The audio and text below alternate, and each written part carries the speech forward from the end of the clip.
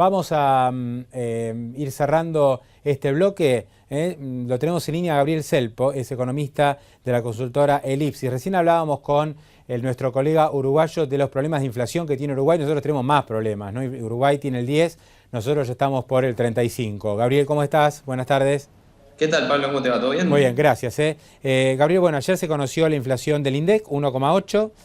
Hoy se divulgó la inflación Congreso, al revés de lo que venía pasando siempre. Primero era el Congreso, después el INDEC. Ahora se invirtieron las ecuaciones. Primero fue el INDEC, después la inflación Congreso. 2,8 fue la inflación del Congreso, prácticamente un punto por encima de la del INDEC. En Elipsis, ¿no?, que hacen una encuesta semanal, ¿cómo les venía dando la inflación?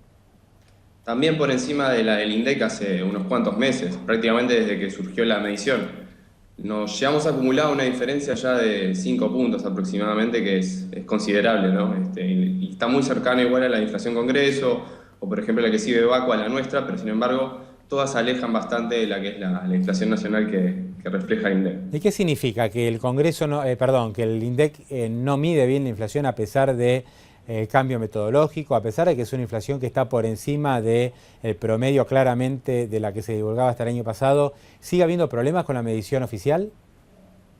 Nosotros creemos que sí, en parte creo que se debe a la forma en la cual se realiza la medición, tomando en cuenta precios cuidados, que ellos consideramos que le dan una considerable importancia, que genera un sesgo consistente a la baja, que es lo que hemos observado en los últimos meses, ¿no?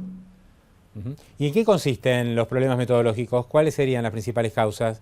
¿Que toma precios cuidados, que no tienen en cuenta los aumentos tarifarios, que al ser una inflación nacional por ahí se dispersan un poco los precios, o que incluso las consultoras locales, las consultoras privadas, toman solamente Ciudad de Buenos Aires y no tienen en cuenta lo que pasa en otros lugares del país? Es un muy buen punto el que haces.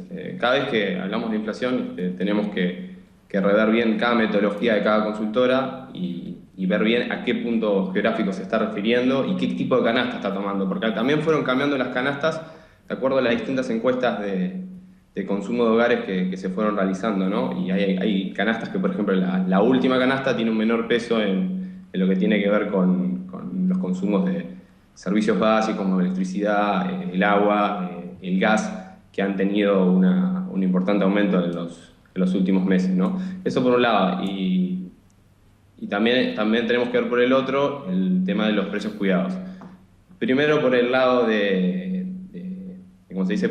La cobertura geográfica. Nosotros, al igual que el INDEC, tenemos una cobertura nacional y usamos la misma base que utiliza el INDEC, ¿no? En ese sentido tendría que estar bastante cercanas. Por ejemplo, Price también está en ese lugar y también tiene una inflación similar a la nuestra, pero sin embargo también bastante lejana que la del gobierno, un poquito más por encima de la nuestra, pero igual bastante lejana que la de gobierno. Y si bien las demás consultoras que hacen, por ejemplo, como se dice, por cobertura regional solamente del AMBA y no de toda la nación, están relativamente más si bien están relativamente cercanas a nuestros índices de inflación también, no se alejan tanto.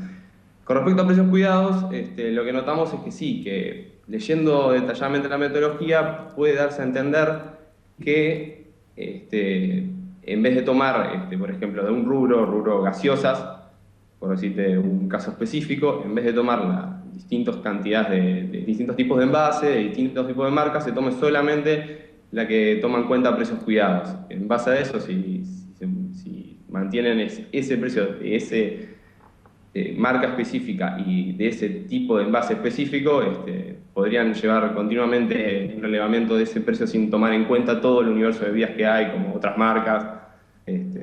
No quiero citar ninguna marca, pero básicamente dejarían de lado una cantidad de otras marcas que si bien se consumen, Claro. no se estarían relevando, Sí, y ¿no? además, Gabriel, lo que hay que tener en cuenta es que el nuevo índice de inflación, el IPCNU, nacional y urbano, sigue sin publicar los precios, ¿no? Entonces, lo que contesta en el INDEC, no, lo que pasa es que esto es un índice de variación de precios, no es un índice de precios, sino que nosotros lo que mostramos es la variación de los precios, pero a uno como consumidor le gustaría saber cuáles son esos precios que tiene en cuenta el INDEC, algo que sucedía en el pasado. El INDEC hasta hace algunos años divulgaba el precio del kilo de azúcar, de la docena de factura, del kilo de pan, del sachet de leche. Esos precios estaban publicados en la web del INDEC, ahora ya no se publican más.